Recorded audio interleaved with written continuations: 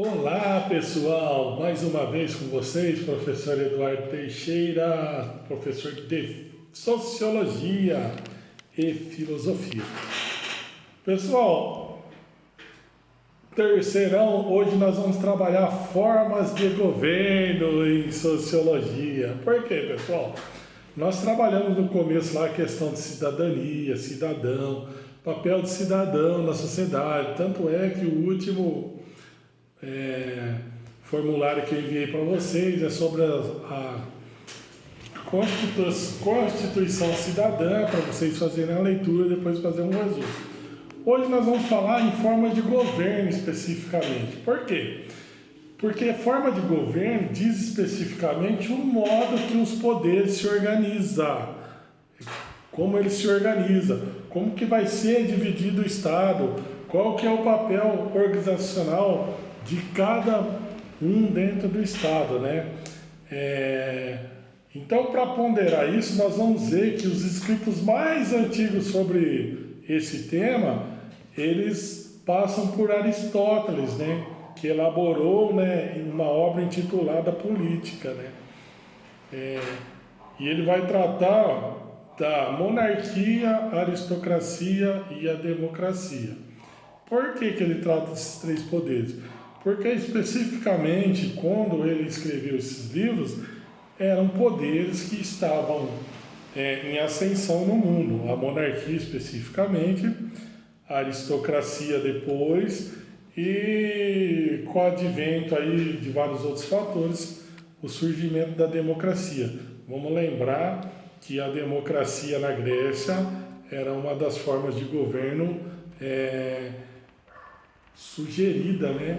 Aderida ali naquela sociedade, porque se entendia que a voz do povo era a melhor forma de se organizar, então, essas sociedades. Então nós passamos ali em três formas legítimas que ele considerava, né? Que é monarquia, aristocracia e democracia, e três que ele achava ilegítimas, que são tirania, oligarquia e demagogia, né? Então, na modernidade, nós já vamos ver que nós temos duas formas, né? Duas concepções de forma de governo em destaque, né? A de Maquiavel e a de Montesquieu. Para Maquiavel, só existiam duas formas de governo, a saber, a república e o principado. Já Montesquieu entende república, monarquia, despotismo. Dentro da república nós temos aquilo que chama democracia, né? Então nós vamos estudar hoje a ideia de Bonavides, que segundo um clássico da ciência política, as concepções de forma de governo variam, né?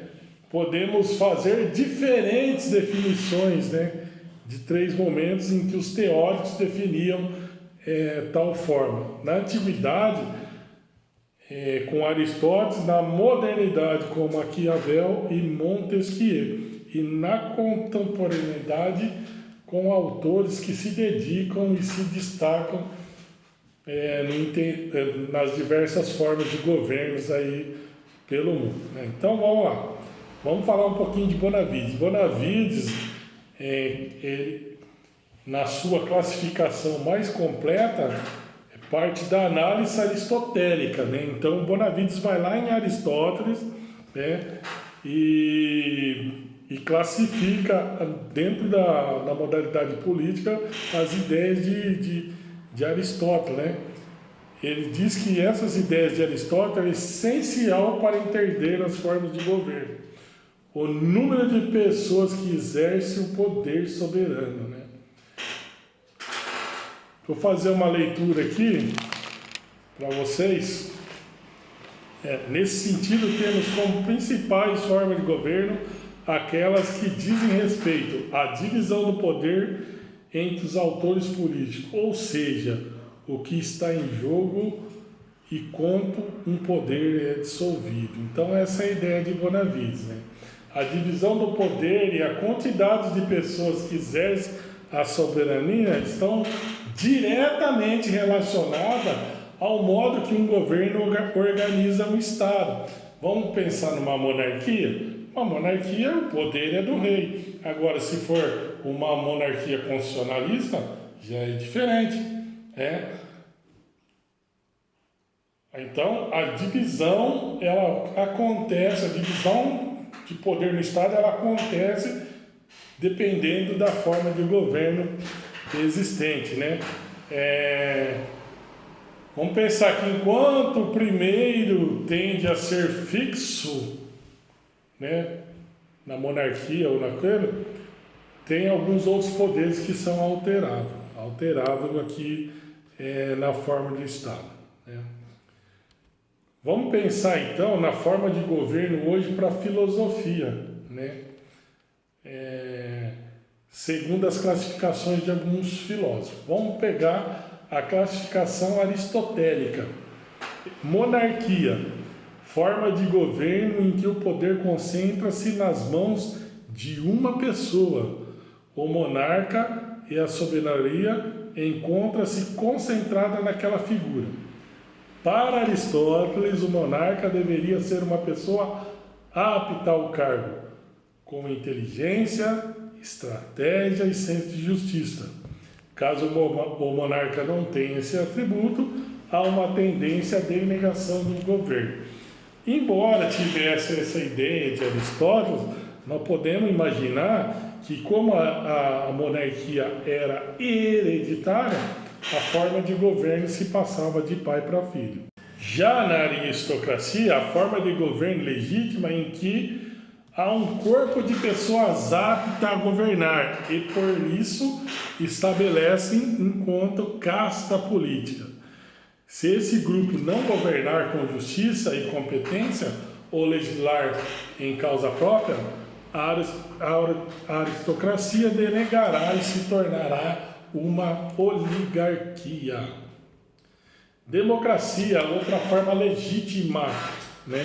A democracia é o poder político dissolvido entre as massas de cidadãos, né?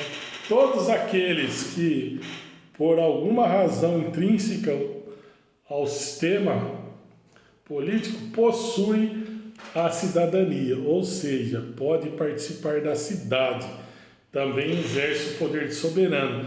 Vamos lembrar então que a palavra cidadania era proveniente lá dos gregos, né?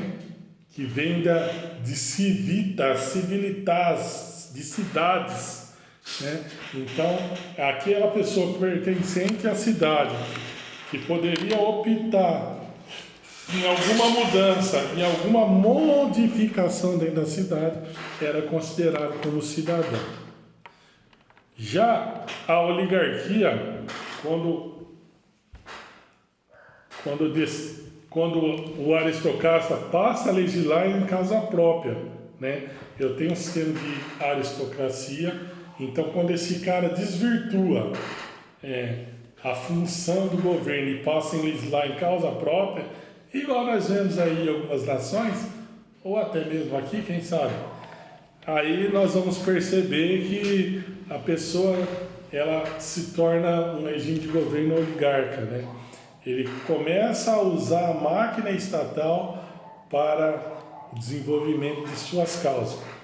E tem a tirania, que é a denegação da monarquia, que ocorre quando o monarca passa a agir com injustiça e incompetência. Nós vimos isso aí na história do Brasil, quando nós estudamos, que nós vemos que o povo passando fome, o rei impondo, incompetente para realizar um bom governo, então ele se torna um tirano. E a demagogia, quando a massa de cidadãos preocupa-se apenas com aqueles que estão no poder, ou quando se preocupa apenas com a massa, deixando a elite de lado, o sistema democrático torna-se demagogo. Ou seja, quando eu penso só em mim mesmo, eu sou um demagogo. Bom, vamos falar um pouquinho de democracia. Vou pedir licença para vocês, porque vou abrir uma aspa, que a fala a democracia segundo a classificação de Maquiavel. Então, a classificação de Maquiavel, abre aspas, república, pode abranger a democracia e a aristocracia, e é uma forma de governo em que o poder é plural, ou seja, ele é amplo, ele não fica mitigado na mão de uma só pessoa. Principado, o poder aqui é singular, ou seja, é uma forma de monarquia em que o príncipe concentra o poder em suas mãos. Na classificação de Montesquieu, república pode ser uma democracia ou uma aristocracia também. E é fundamental o fato de a soberania residir nas mãos do povo. Para Montesquieu, a ideia de pátria e de igualdade entre os concidadãos são princípios basilares para o pensamento republicano. Monarquia, segundo Montesquieu, é o governo de apenas uma pessoa por meio de um corpo de leis fixas. O monarca é legítimo, monarca legítimo não pode alterar leis arbitrariamente e nem infringi-las. Se quiser isso, pessoal, a gente vai entrar ali na tirania, O despotismo diz respeito a monarca que desrespeita leis, que abusa de sua autoridade e que age à revelia daquilo que é estabelecido na Constituição.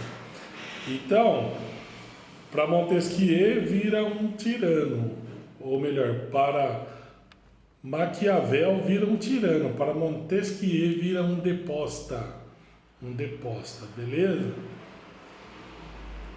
Na sociologia, pessoal, as formas de governo para a ciência e sociologia são áreas similares dispostas dentro dos aspectos do que chamamos de ciências sociais ou ciências políticas.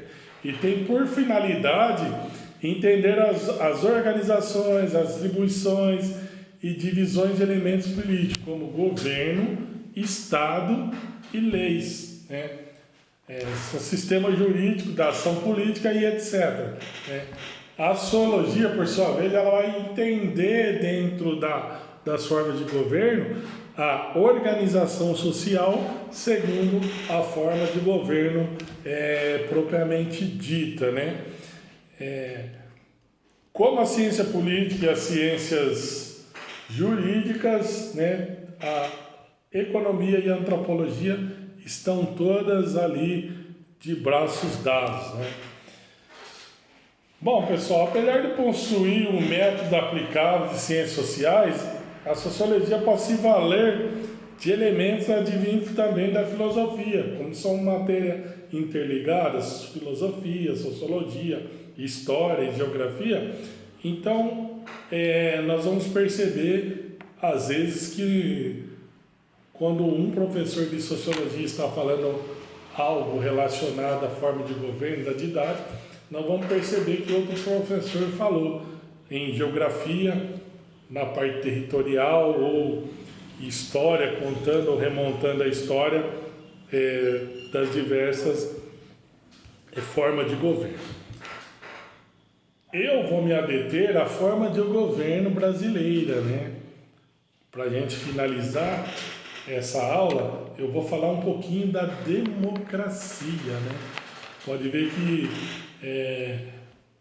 na bandeira, nos símbolos, está escrito República Federativa do Brasil, que é uma república que trabalha a democracia, uma forma de governo ditada lá, escrita por Montesquieu, Barão de Montesquieu.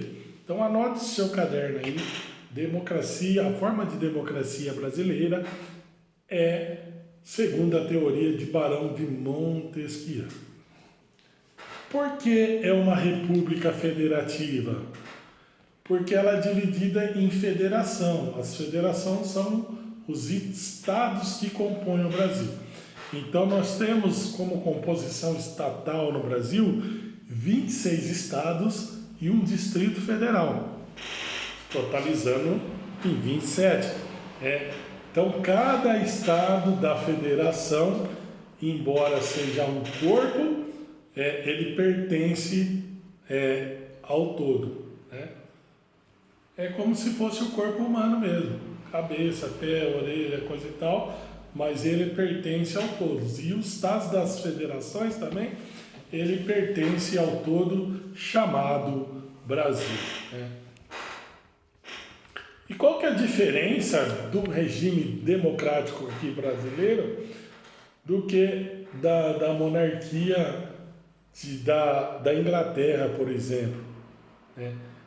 Que lá na Inglaterra nós temos a figura do rei, que até então é meramente ilustrativa, né? Podemos dizer que ele é o chefe do Estado, mas quem é o chefe da nação é o primeiro-ministro, que dentro do legislativo controla tudo ali. É através do legislativo, o parlamento é quem governa o país através do seu ministro de Estado ali. A rainha é aquela figura figurativa que vai em alguns eventos que envolve chefes de Estado e de nação, mas o poder de decisão é do ministro de Estado. Aqui no Brasil, para diferenciar a nossa democracia, nós temos uma divisão, então, em 3 poderes, né? Executivo, legislativo e judiciário, que nós chamamos de tríade dos poderes, a tríade dos 3 poderes, né? Essa é a forma de democracia do Brasil. Nós vamos ver ali que existe tantas outras formas de democracia aí. Para a gente finalizar, vou falar um pouquinho como que aconteceu a forma de governo no Brasil, né, que desde 1822 o Estado brasileiro formou como uma nação independente de Portugal. Deu o grito da esperança lá. A partir de então, algumas formas de governo assumiram o poder, deixando diferenças elementares entre vários períodos. Então, a partir da independência, Dom Pedro se tornou imperador e em 1924 a partir do momento de 1824 passou a contar uma Constituição e com um parlamento. Então, o Brasil começou a ter uma Constituição própria e um parlamento em 1824. Então, a primeira forma de governo do Brasil é a monarquia. Depois, com o grito da independência com Dom Pedro, passou a ser uma monarquia parlamentarista. A existência ou não de um parlamento diz respeito ao sistema político, né? E não à forma de governo. Em 1889, houve no Brasil um golpe republicano e foi organizado por militares, distribuindo poder imperador Dom Pedro, o que tornou o Brasil uma república presidencialista. Desde então, nunca mais deixamos de ser uma república presidencialista. Vamos abrir e fechar uma aspa. Embora não tenhamos deixado, porque mesmo na época do militarismo, né, 31 a 64, mesmo na época do militarismo, a forma de governo era para o presidente. Era um militar que era o presidente, não presidente, mas era eleito entre eles, entre os militares, mas era um presidente. Então nós temos desde 1889 a forma brasileira como presidencialismo. Em 84, com o grito de direta jaz, né, voltou-se a democracia propriamente dito, que é do povo pelo povo, é o povo quem elege, é o povo quem vota, e a junção efetiva dos 3 poderes, né, que é o executivo, legislativo e judiciário. Daqui em diante nós vamos trabalhar os três poderes, qual que é o papel do executivo, do legislativo e judiciário, e assim sucessivamente. Espero que vocês tenham entendido a matéria e a nossas questões será voltada toda ela aquilo que foi dito hoje. Até a próxima aula, fiquem com Deus.